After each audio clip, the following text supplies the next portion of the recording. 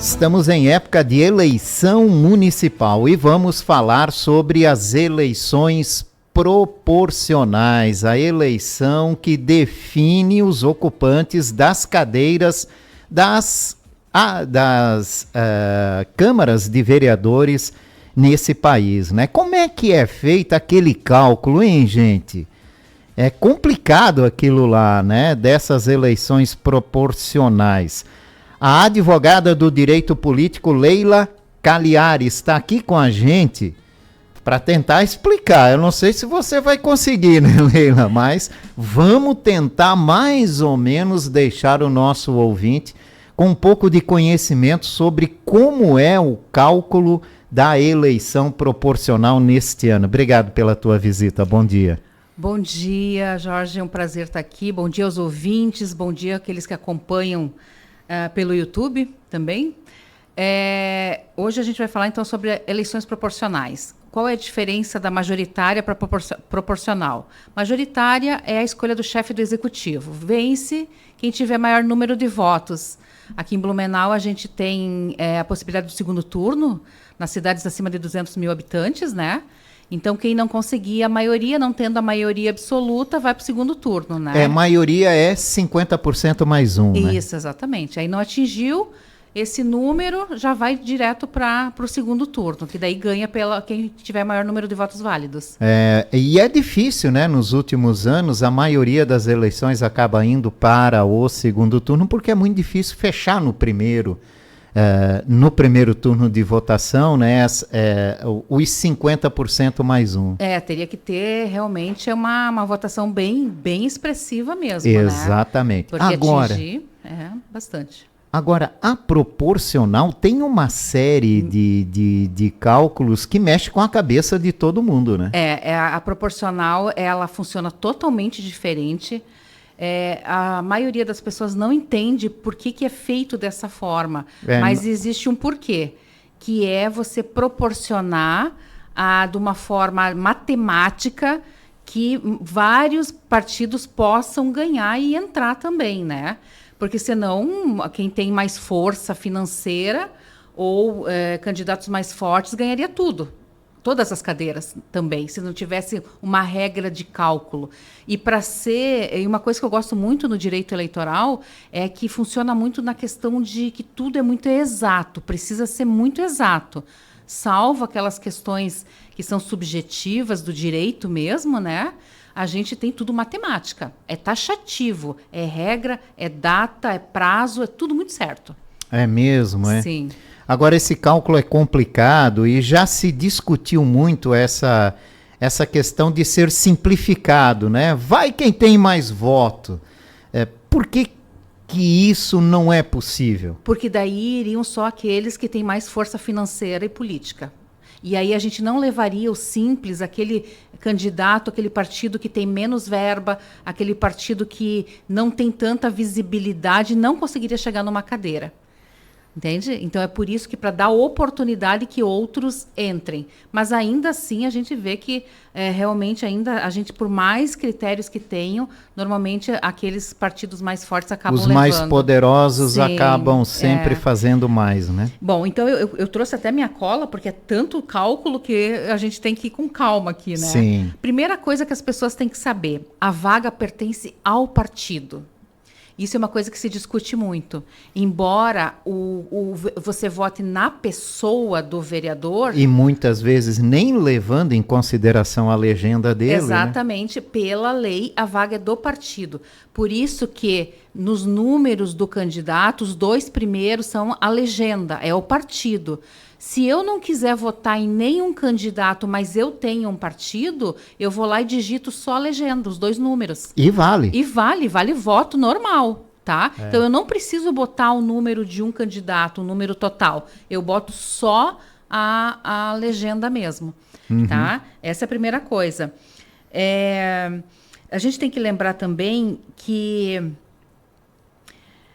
o número de vagas da cadeira é feito pelo total dos votos, tá? Votos válidos. Então, a gente já vai entrar nessa parte dos quocientes.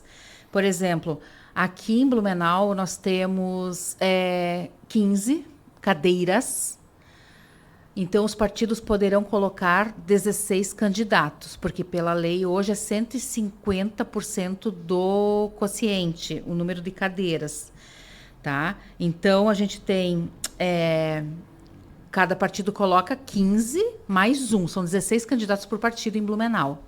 Tá? E com uma regra de mulheres também, né? Sim. Uma obrigação aí entra uma que questão, 30%. 30%, tá? né? Que é a cota de gênero. Mas é importante a gente esclarecer que, como cota de gênero, hoje, pelo cenário atual da política, nós temos mais homens. Então, são 70% homens, desses 16, 70% homens, 30 mulheres. Se nós tivéssemos uma dinâmica de um partido tem 70% de candidatas mulheres, ele teria que colocar 30% de homens. Porque é gênero. Não quer dizer que é só mulheres. Não quer dizer que é só mulheres. Se tiver 70% de mulheres, obrigatoriamente tem que ter 30% de homens. Tá? Lembrando sempre que na eleição o que vale são votos válidos. Votos válidos são aqueles que não entram brancos, nulos e abstenções. Então, é quem realmente votou. Hoje, os cálculos desta eleição... Tudo que nós vamos falar aqui hoje só vai ser apurado após finalizar a votação. Porque hoje nós podemos calcular com base na estimativa da última eleição. Mas o cenário muda. Então, os votos válidos dessa eleição, a gente só vai saber no dia da eleição. Quantos votos válidos o Blumenau teve. Então, hoje a gente faz cálculos com base na estimativa anterior, tá? E lembrando sempre que a última eleição municipal foi impactada pela Covid-19 e teve uma abstenção muito grande. Aqui em Blumenau, cerca de 60 mil não foram votar. E a gente sempre tem que falar da importância do voto. O voto, por mais que a gente diga que a política seja chata, a gente depende muito da política. E a gente precisa ter boas escolhas. Então, é importante votar.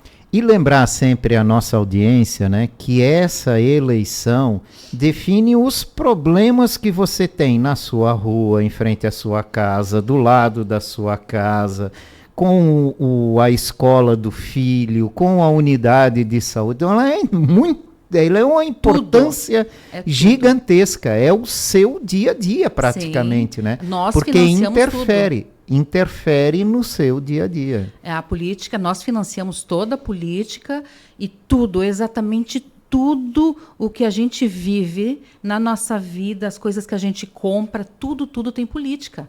Porque tudo tem imposto, porque tudo tem regras e essas regras são políticas. Então, a gente precisa saber fazer boas escolhas políticas, né? Por isso a importância de votar. A gente ainda tem os idosos, que são facultativos para o voto, mas que também gostam de participar, é importante também, né? E os jovens, que também precisam aprender a se manifestar politicamente, né? Hoje eles estão muito nas redes sociais, acompanhando ali, também se interessando pela loucura toda da nossa política, né? Mas que também é importante saberem fazer escolhas, porque no futuro vai refletir na vida deles.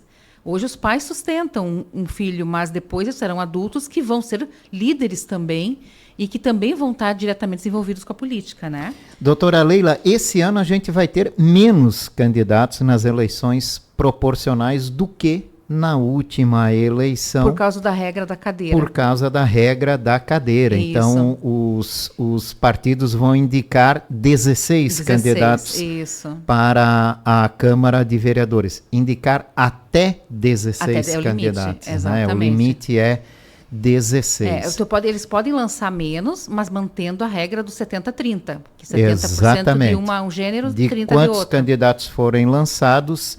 70 para um gênero, 30 para outro. Isso. Aí a gente vai fazer o quociente eleitoral. A primeira regrinha para a gente entender a proporcional é descobrir qual é o quociente eleitoral de uma cidade. O que é isso? É nós pegarmos o número de eleitores que nós temos e dividir pelas cadeiras que vai ter que tem na Câmara. Então, se eu tenho... Vamos pegar um número pequeno aqui para não pegar números grandes para ver se dá para entender. Nós temos 10 mil eleitores. Nós temos 10 cadeiras na Câmara. Vamos pegar números redondos para facilitar o nosso entendimento.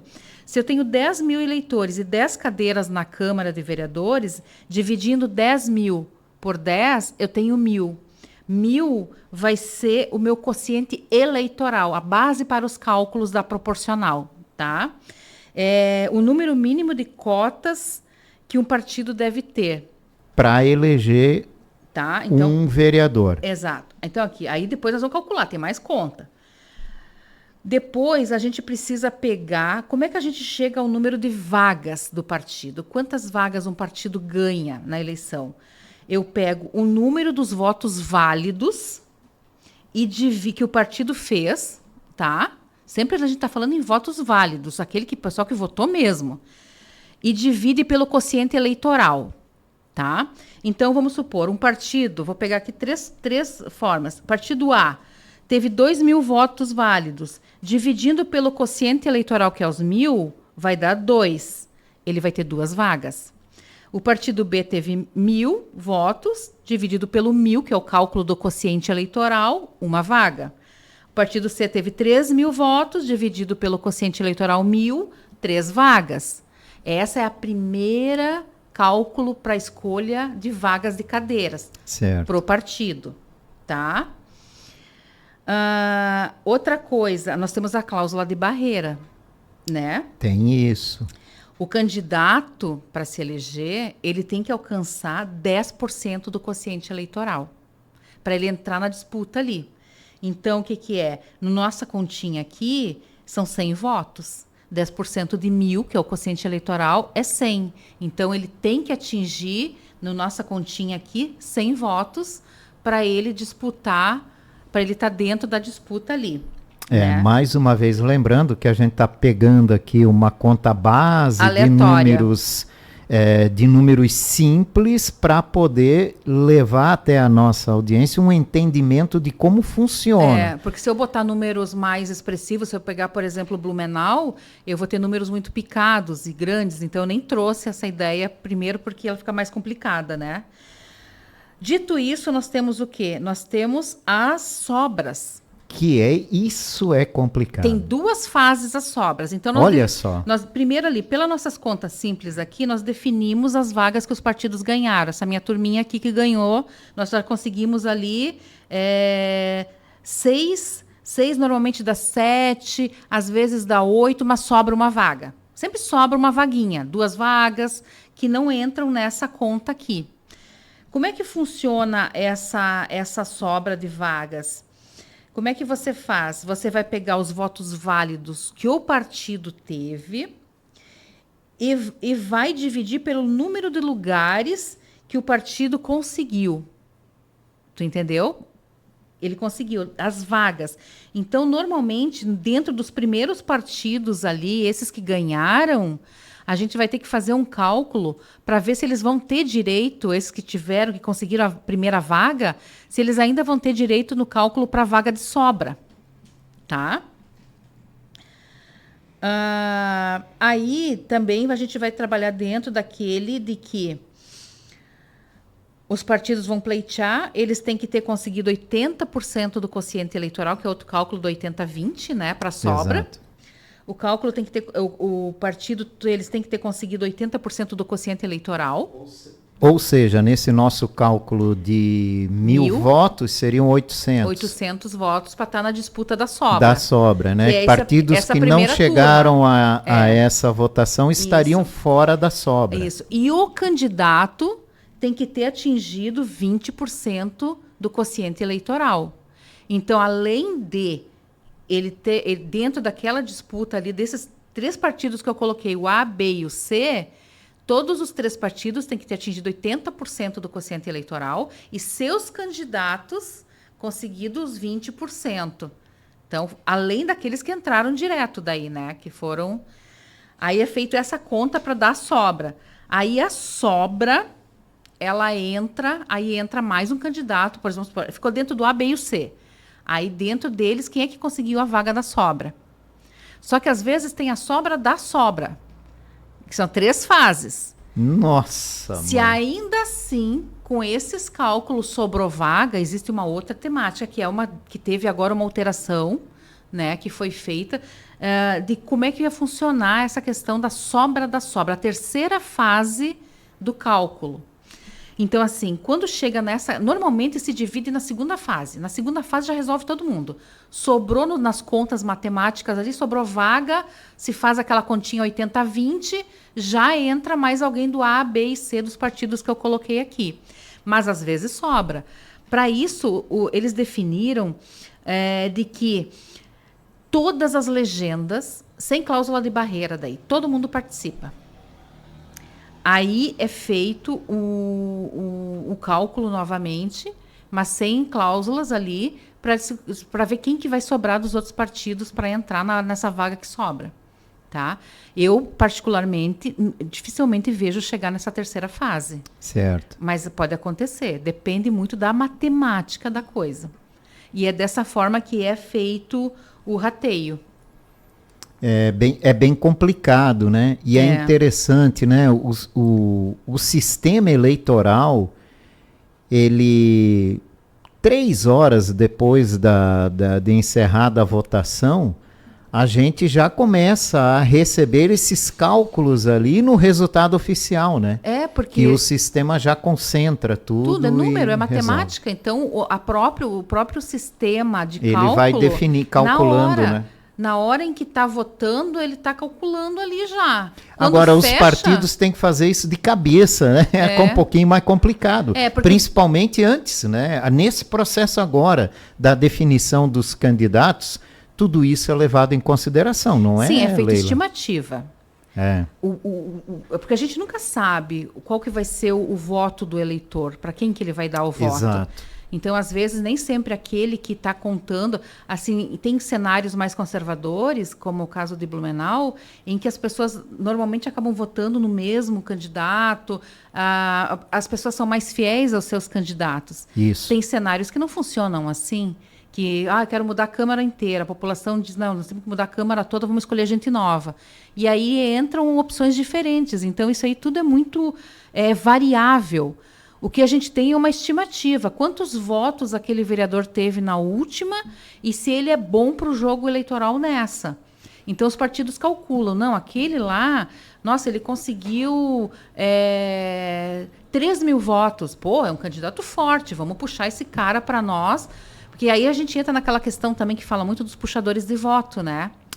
Que é uma coisa bem interessante no Brasil, em que no Brasil se usa muito esse pessoal famoso para puxar voto. E isso pesa muito na definição das listas de candidatos, né? Sim. Quem vai trazer voto para aquela legenda, para ela poder, pelo menos, colocar um representante na Câmara de Vereadores. Porque tem que lembrar que os partidos dependem dessas cadeiras para conseguir fundos. Os fundos são rateados conforme a representação que os partidos têm na política, no cenário. Exatamente. Né? Então, ele tem que batalhar, os partidos batalham para conseguir cadeiras. A gente pode dar um exemplo aqui, por exemplo, né, do Partido Novo, né, que não tem tempo de propaganda eleitoral justamente pela representatividade ser muito baixa no Congresso Nacional. Nós temos aí nessa questão de cálculo para rádio e TV, é uma outra situação que eu nem trouxe hoje. Mas, assim, existe também a matemática. E também com base na representatividade. Representatividade. Né? Então, hoje eu até falo, quando me perguntam, acho que a gente já falou isso da outra vez, com a rede social, eu acho... Nós até falamos na última, né, da questão do rádio e TV também, da importância do rádio e da TV estarem nas redes sociais, porque todos vão buscar as redes sociais para poder fazer essa propaganda, já que não tem esse tempo de rádio e TV, né? Então, ainda que seja expressivo, a propaganda é importante, tanto no rádio quanto na TV, as redes sociais puxam muito também. Auxiliam, né? Auxiliam, né? Tanto é que tá todo mundo ali, né? A rádio, a TV, todo mundo tem que estar lá. Né? Todo possível candidato está na rede social. E ainda tem pessoas que têm bastante dificuldade de entender a dinâmica da propaganda, né? E tudo mais. Mas a gente tem cenário. Então, eu queria falar do puxador de voto, porque muitas vezes são escolhidos pessoas famosas ou que têm muitos seguidores nas redes sociais para serem candidatos, mas não é porque existe um interesse político verdadeiramente nisso. É porque eles puxam votos mesmo. E isso acaba elevando a legenda, levando ela para cima, para eles conseguirem colocar outros candidatos. Ele acaba, que foi o caso do Tiririca, né? Sim, sem dúvida. Para quem é mais novo, o Tiriri não sabe quem foi o Tiririca era um palhaço né, que nós tínhamos, e que conseguiu entrar porque foi um voto de protesto. E a primeira campanha do Tiririca, ele fez baseada assim, que já que o Brasil era um circo, ele era um palhaço, que as pessoas votassem nele. Mais ou menos essa era a propaganda dele, né? E foi um voto de protesto que o primeiro... levou ele mais alguns juntos ali no embalo da votação então dele. São escolhidos pessoal da TV, atores, atrizes, cantores, todo mundo. Tu viu o Sérgio Reis? Sérgio Reis entrou também, né? Um período, coisa e tal. Mas aí te pergunto, eles têm bagagem política? Eles entendem da política? Pega o exemplo do Tiririca, que não fez nada em 2 mandatos. Exatamente. E tanto é que ele teve um problema no primeiro, porque ele era semi-analfabeto. E foi questionado, porque tu tem que provar um dos requisitos. Nós temos poucos requisitos para ser candidato, justamente para que a democracia se estabeleça, né? Hoje qualquer pessoa pode ser candidato tendo aquelas regras. Uma delas é saber ler e escrever. Não se pede nível escolar, não se pede pós-graduação em gestão pública, nada. Esse é o requisito. E ele foi. Aí lá, quando ele foi eleito, os partidos opositores questionaram o fato de que ele era analfabeto. E ele teve que fazer um teste e provar que ele sabia ler e escrever. Olha só, né? Pior do que tá, não fica. Será? Ficou, né? Será? Ficou, né? Leila, obrigado pela tua participação. E eu também já vou te fazer um convite para que você retorne aqui da próxima vez para a gente falar das regras da campanha eleitoral. Isso é muito legal. O que pode, o que não pode, como é que o eleitor tem que... E outra coisa, né? Eu acho que é o mais importante numa eleição municipal é nós conscientizarmos o cidadão de que ele vai votar em alguém que pode resolver o problema da localidade dele. Realmente essa eleição mexe com a nossa rua, com a nossa escola, com a nossa unidade de saúde, com o nosso transporte, com a nossa estrada que nós pegamos todos os dias. Olha como é importante isso, né? É de eu acordar a eu dormir. Exatamente. E eu sempre falo assim, eu estou nesse cenário político já há 20 anos, eu sempre digo assim, a gente tem que entender que hoje, em qualquer cidade do Brasil, a gente mais ou menos conhece as pessoas. Isso. Então você consegue ter uma base de saber, a pessoa já fez alguma coisa pela cidade, ela participa no bairro, ela participa de algum conselho, ela luta pelo seu bairro, pelo seu povo, ela faz coisas para ajudar, ou ela está ali só pensando no benefício próprio? Então, o que a gente tem que escolher? Pessoas que realmente você vai cobrar. A gente sabe que o vereador, ele é um pedinte do executivo, né? Ele tem que buscar junto ao executivo, cobrar, fiscalizar. Esse é o papel dele. Ele pede, ele indica e ele fiscaliza. Então, essas 3 coisas tem que fazer. Se tem falcatrua na prefeitura e não existe nenhuma ação dentro da Câmara, alguma coisa está errada. Porque o papel do vereador é fiscalizar o prefeito. Está acontecendo alguma coisa, o vereador tem que ir lá, tem que levantar, tem que fazer o papel dele, principalmente, porque daí você nivela e mantém a cidade funcionando dentro dos seus limites. Quando eu tenho uma Câmara totalmente a favor do prefeito, às vezes isso facilita a corrupção. A gestão livre é um perigo. Eu não estou me referindo, obviamente, não estou colocando como cenário Blumenau, eu estou falando do modo geral. Isso funciona em qualquer cidade dessa forma. Então, é por isso que precisa ter um equilíbrio entre oposição e situação numa Câmara, vereadores de oposição e situação, para que a gente tenha esse controle. Porque, normalmente, quem é a favor do prefeito não fiscaliza ele. Então, são os da oposição que fazem o papel da fiscalização. E o povo tem que cobrar do seu vereador. É amigo do prefeito? Tem que cobrar também, né? E também levar as necessidades, forçar com que o prefeito cumpra as necessidades. Porque o vereador, ele é da cidade toda, ele foi eleito pela cidade, não necessariamente. Aqui em Blumenau as pessoas falam muito do vereador de bairro. Tem vereador para cada bairro. Mas na dinâmica não é essa. A dinâmica é que o vereador atende a cidade inteira. Exato. Né? Então não existe, só posso votar no vereador tal porque ele é do bairro tal. Não. Isso foi uma cultura que foi criada aqui. Ontem eu peguei um Uber e o rapaz me falou isso. Não, mas aqui é o vereador tal. Eu falei, querido, Eu entendo, já ouvi isso, mas eu posso pedir isso que você precisa, você pode pedir para qualquer vereador, porque os vereadores representam a cidade no todo. Não é assim, no bairro tal é só o vereador tal, no tal e tal. Isso não existe. Isso talvez seja uma dinâmica cultural de Blumenau, mas as pessoas podem votar em qualquer pessoa, qualquer vereador. Tá? Isso é uma coisa bem importante esclarecer também.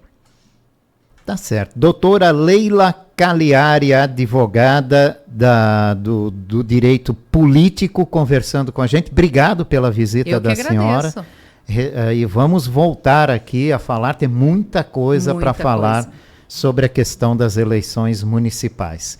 Ótimo final de semana para a senhora. Igualmente para todos.